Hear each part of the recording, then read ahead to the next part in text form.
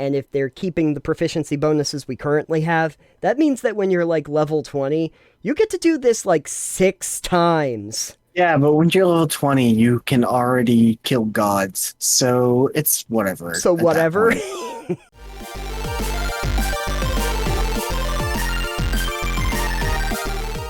I thought it would be fun to go over a little bit of the draft material that Wizards put out to kind of get feedback from the Yeah, community on I've heard what about some of the things, but Sure. Yeah. You let me know if I miss anything, because I'm going to try to just hit on some of the major things that I saw, and sure. we can go from there. So the thing that they released for Unearthed Arcana here was Character Origins. It was made by Jeremy Crawford, Christopher Perkins, and Ray Winninger. They're pretty well-known names in the D&D community. And basically this focuses on things like character races, backgrounds, languages, feats, etc. So, the first thing that I noticed that was very, very interesting was instead of having your, stat bonuses applied to your race, like you usually had in 5e, they're applied to your background. So I think that makes it a more tantalizing choice, actually, because then you could say, "Oh, I'm a noble." Yep. But then you could play a race that wouldn't normally be like optimized for a certain class. Yeah, I think it's actually one of the smartest things that I saw, and I do want to look at some of those backgrounds in a second, just because I think that people might have been they definitely were taking certain races based on the bonuses that applied to what kind of character they wanted to play. Yeah, that's always been a thing. Yeah. That has happened. Yeah. We do get a few starting races in this. Obviously, you're going to get Dragonborns, which haven't changed all that much, Tieflings, which have different infernal lineages, Ardlings, which are the opposite of those. They're like they have celestial legacies. Yeah. Those were Asimars before. So, yeah. Or Asimars. These have different animal heads. Oh, okay. More furry community stuff. That's fine. You can play something with a cat head. Perfect. So that's great. Actually, the funny thing is that I kind of wonder if they're using the Ardling as like a catch-all for a lot of the different races, because if you notice, like, cat, eagle, goat, mule, elephant, owl, pig, stork, bear, dog, raven, or toad. Okay. Aren't a lot of the races that we currently have in, like, the multiverse, Yeah, yeah, it's fine. It's fine. You could just be an Ardling.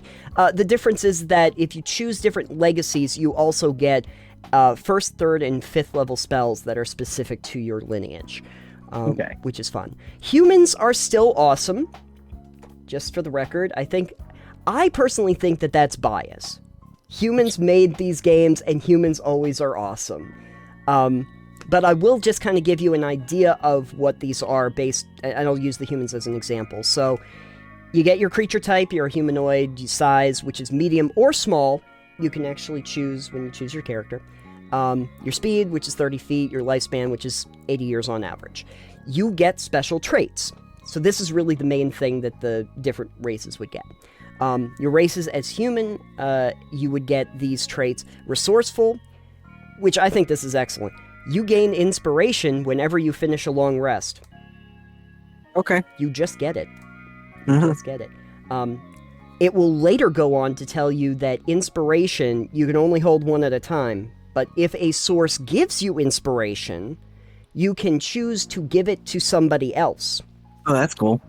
So humans are just balling. They just get an inspiration. If they don't use it, just keep giving it to somebody else during every long rest. So pretty great. Skillful, which is where you gain proficiency in one skill of your choice, and versatile, where you gain the skilled feat or another first level feat of your choice. Which, if you just heard that, you probably realized that there are levels applied to feats now. Yeah, I mean, that can make sense in some cases, because some of the feats are garbage. and some are very broken. Yes. I was watching something, I think, from D&D Shorts where he was saying, actually, the skilled feat is sort of broken anyway, because you can literally take it multiple times.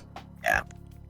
And if you keep taking it for 3, then by the time you're at level 4, you could pretty much have skills in. You can get proficiency in like 13 skills if you play your cards right.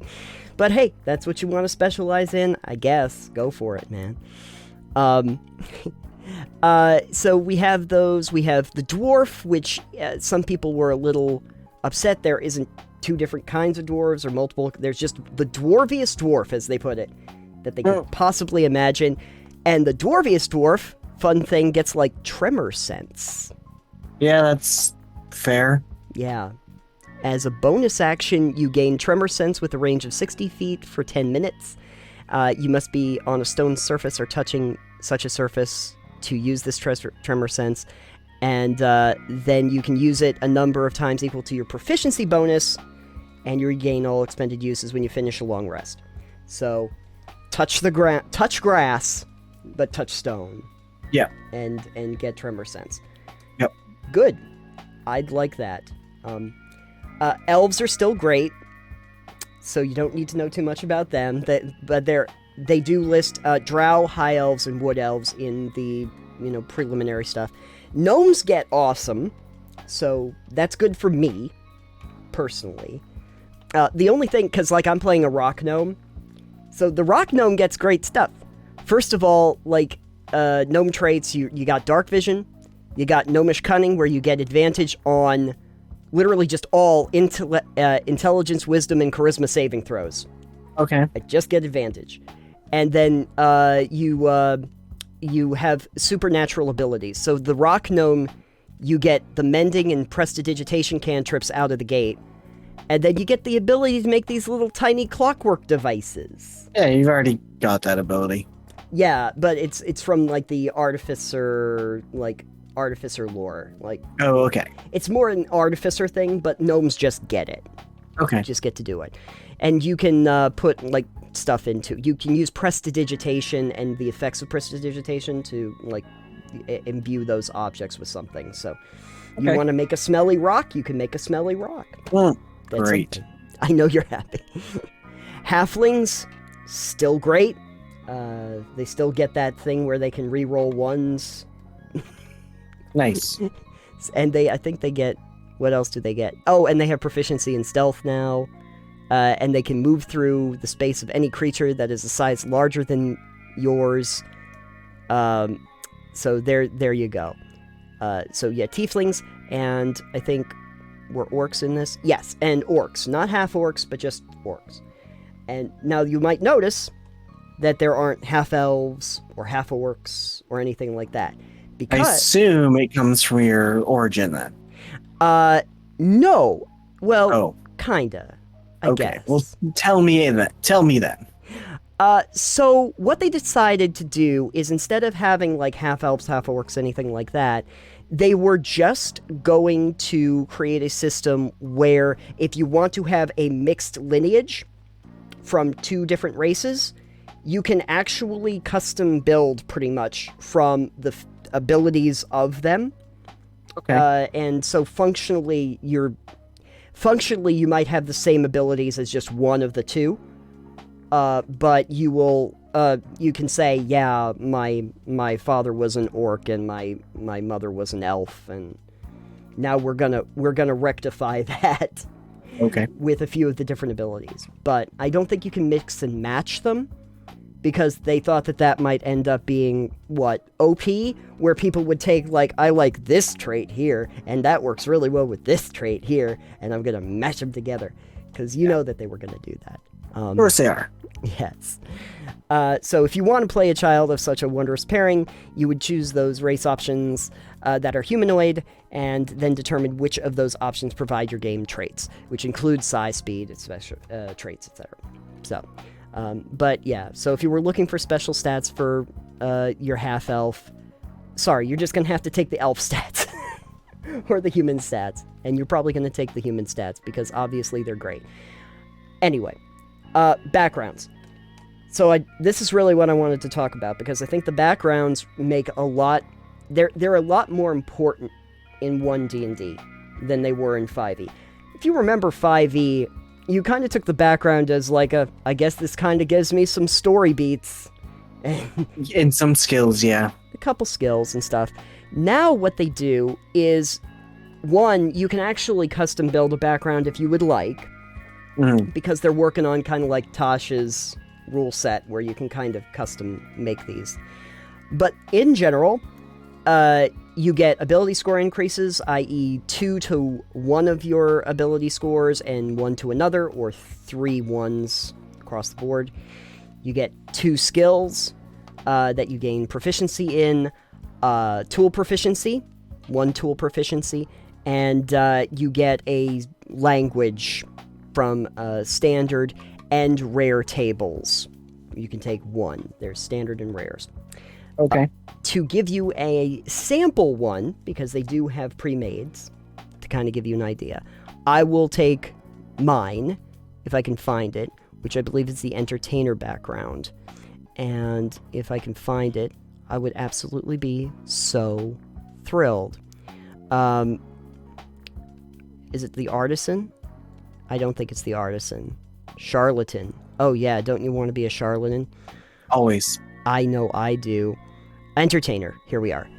So the entertainer, for instance, would have 2 to charisma and 1 to dexterity, would gain proficiencies with acrobatics and performance. Tool proficiency would be a musical instrument of your choice, and you would learn Elvish, and you would gain the feat musician.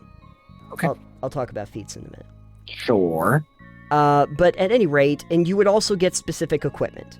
And they kind of range this out to be about 50 gold worth of equipment. So, for instance, you would get 2 costumes, a steel mirror, traveler's clothes, a musical instrument, which would be the same one as the one you picked, and for proficiency, and perfume, and then 8 gold pieces is what you would have left over. So, and that would set you on your way, which, frankly, is basically what bards would want. That's what you'd expect. So they have samples. You can pick and choose them if you wanted to have a custom background. There is a little bit more free-formedness to the way that they're developing this, and I think Tasha's kind of did that for them. Maybe people liked that. I would say that you still need to be a little bit careful, because you will have people that just want to say, I want the best stuff. I want the background that gives me specifically the stuff that I want and nothing else. Right. So be aware. One of the neat things, though, in the languages section for you is you have Common and Dwarvish and Gnomish and everything. But I did notice one thing that is actually, I think, for the Urchin background, the language that you learn, Common Sign Language. Okay. Yeah, no, I mean, sign does exist in D&D. Drow sign, as an example, or Thieves' Cant are both primarily, like, gestures. Oh, yeah. Yeah. But this time, I thought it was very nice that they were actually making it specifically a language that was blocked out all its own, and that you can actually become proficient in. Kind of makes sense that you know, if you were on the mean streets, maybe you would need to know how to speak without speaking, essentially. So feats. They were just talking about first level feats here. Lucky is still, Lucky was kind of a broken feat anyway. But I do have to say, if you look at what the rules are now, I think that it might be potentially more so now. I hate to tell you that. But basically, Lucky is not repeatable, luckily. But you have a number of luck points equal to your proficiency bonus now.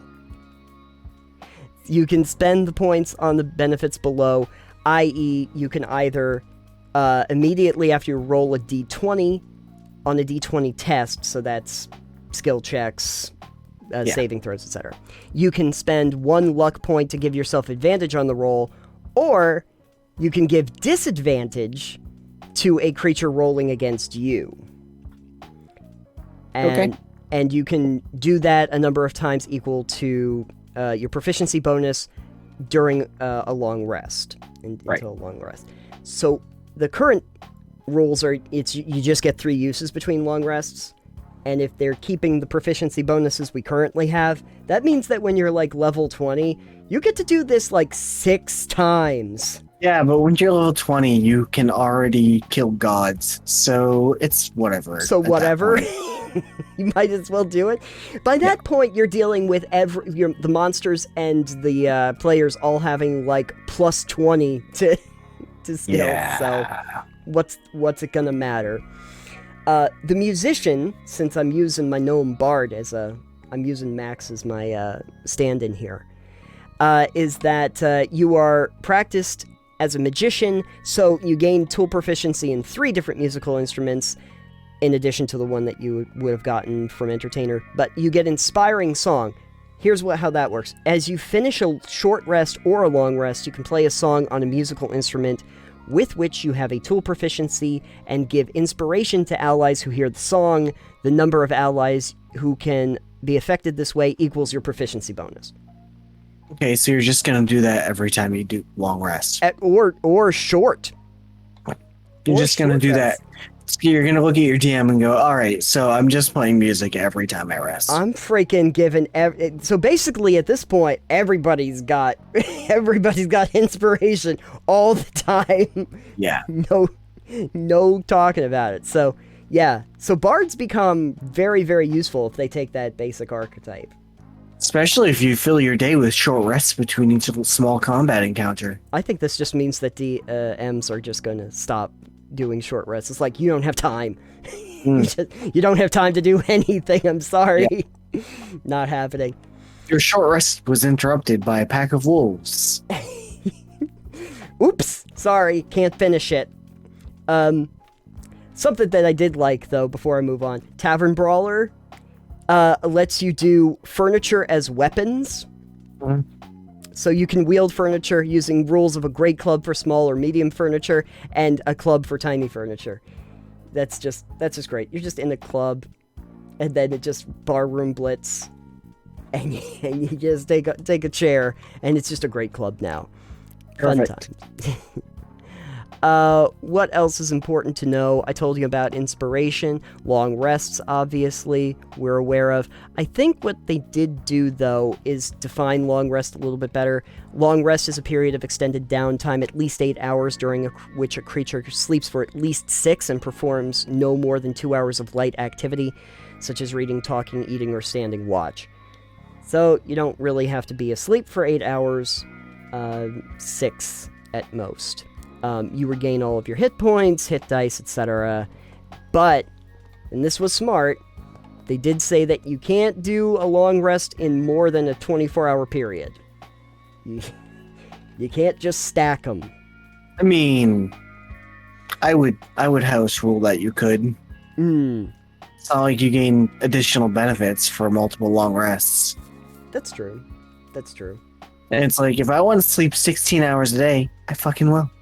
I can't do it in real life, I'll do it here.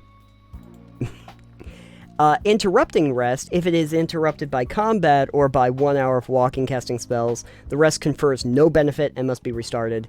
If the rest was at least 1 hour long before the interruption, it would be a short rest. So, you still get the benefits of a short rest. That's good, at least. Yeah, I suppose that they're at least giving you that.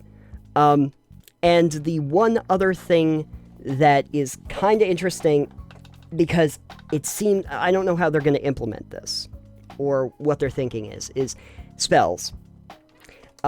Spells, as you might know, are kind of important in D&D. Sure.